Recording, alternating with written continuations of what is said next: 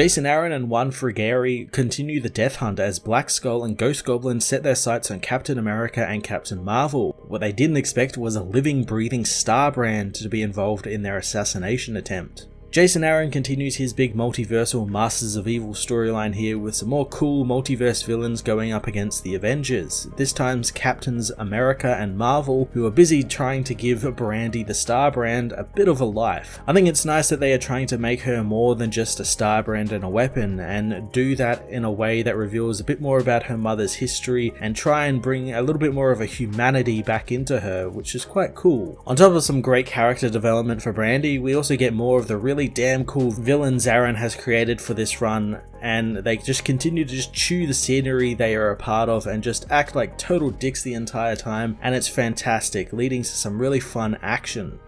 Juan Frigeri again delivers some brilliant action, keeping the battle with the Masters of Evil chaotic and fast-paced. Juan also delivered us an updated look on the aged-up Starbrand there at the end of the issue, giving her a new, very simple, straightforward costume that works to help identify her a little bit better. The Avengers issue 52 was another great action-packed installment in the Masters of Evil story arc, doling out a healthy dose of character development for the Starbrand child finally, as well as some more great reimaginings of fan-favourite characters like the Black Skull and the Ghost Goblin. I'm going to give this issue a 9 out of 10. The Avengers issue 52 sees Captain America bury a World War II veteran he fought with, giving his condolences to the man's widow. She tells Steve that she wanted the pallbearers to be his friends, but they have all died off. Steve knows it's okay and she doesn't need to worry about it, carrying the coffin himself to its final resting place. Nearby, Starbrand asks Carol why they are there, learning that they are there to pay respects despite not knowing the man.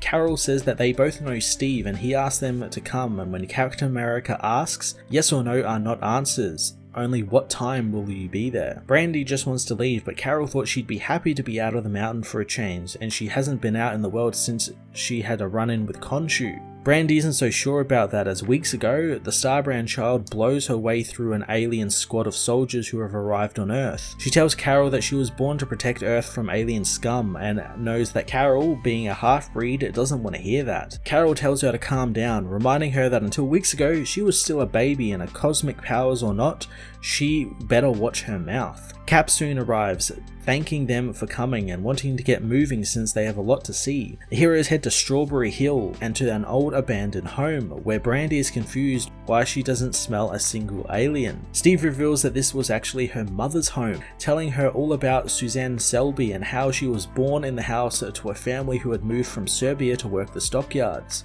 He says that when she lost her job, she did what desperate people sometimes do and actually fled across galactic borders to Shi'ar Imperium to work. But the Border Patrol grabbed her, sending her to prison despite her being pregnant. That is when the Avengers found her, but she died as a Starbrand whose power was imbued into Brandy's baby she was giving birth to at the time in order to protect it. Brandy wants to know why she was brought there, so Cap says that they know that she's been sneaking out of the mountain to fight alien insurgents, and that needs to stop. Carol tells her that being a Starbrand means that she is a weapon, the most powerful space cannon on the planet, and they want to make sure that brand or no brand, she knows who she really is. Brandy wants to go inside and hold something her mother touched, but before they can, Deathlocks appear on the front porch. The Deathlocks reassure the team that they mean them no harm, and like them, they serve the greater good, and answer to the Avengers Tower at the heart of it all. The Cyborgs have come bearing a warning for the greatest Avenger of this era, and it's not Captain America or Captain Marvel like Steve and Carol assume, it's the Starbrand. The Deathlocks bow before her, asking for her sanctuary from the Death Hunters, who would stop their warning from being heard. The Multiversal Masters of Evil soon arrive, and the Ghost Goblin throws one of his noggin bombs at the heroes, blowing up the area and the house. Carol knows that type of soul burn given off by the bomb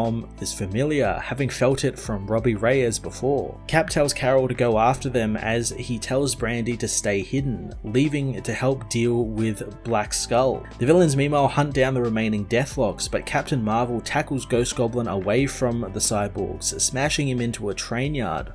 The villain wonders if the hero is going to ask who he really is, but Carol doesn't care, knowing everything she needs to know when he attacked her friends. Cap meanwhile fights the Black Skull, thinking that it's Eddie Brock. The villain catches his shield, telling him on his Earth their battles are always awkward, since it's like bumping into an old flame whose fires of passion have long since burned out. Black Skull tells Cap that he's grown bored of him, but he supposes that he can kill him for old time's sake. Steve learns who Black Skull really is as the Deathlocks arrive, battling the villain and allowing Steve to retrieve his shield. Steve doesn't care if he's from the multiverse. The Red Skull is the Red Skull as he attacks the villain, trying to contact T'Challa and Avengers Mountain for backup, but he can't get through. A Deathlock knows that they shouldn't have led the villains to Earth 616 since it's too important, but another knows the heroes of this world are either tarnished, diminished, or under-realized, and this Earth's best days are behind it. A Deathlock thinks that his brother has lost faith, but this world is on the verge of its next evolution, and the Avengers core force stand united for a little longer. The being says that Carol Danvers continues to ascend to greater heights, the Phoenix has been reborn as someone new, Ghost Rider verges on total cosmic awareness, Namor is primed to rise from ruin, and Jane Foster has already risen. One Deathlock thinks that his brothers are deluded since so many universes have been rewritten already and this Earth is just a disaster. As the heroes continue to battle the Masters of Evil, Starbrand arrives,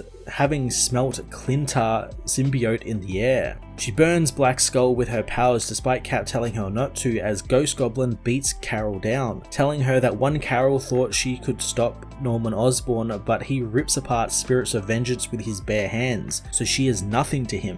Brandy attacks, only seeing a sack of bones who blew her mother's house up. The villains are shocked to see a living, breathing Starbrand in this era, figuring that the kid is the last of her kind. Steve tells Brandy to stand down, but she refuses to be treated as a child, since the Deathlocks said that she is the Star Child, and she is as old as the first sunrise. Carol tells her to get to the Deathlocks and get them to safety, as Black Skull tells Ghost Goblin to dump all his noggin bombs on the team and blow the entire country up. Carol races to collect all of the bombs, wanting to fly them as high as she can out of the area, telling Steve to look after the kid. Starbrand, however, blasts her out of the way, taking the bombs herself and unleashing an inferno upon them. The heroes find that the Starbrand succeeded and burned out all of the skulls. Steve can tell that Brandy survived, seeing her through the smoke, as Carol wonders how powerful this kid really is. Brandy tells the heroes that the villains got away, but she can smell more near the Avengers Mountain. She asks why Carol and Steve are staring at her, as it's revealed that Brandy has aged into a young woman thanks to the unleash of power.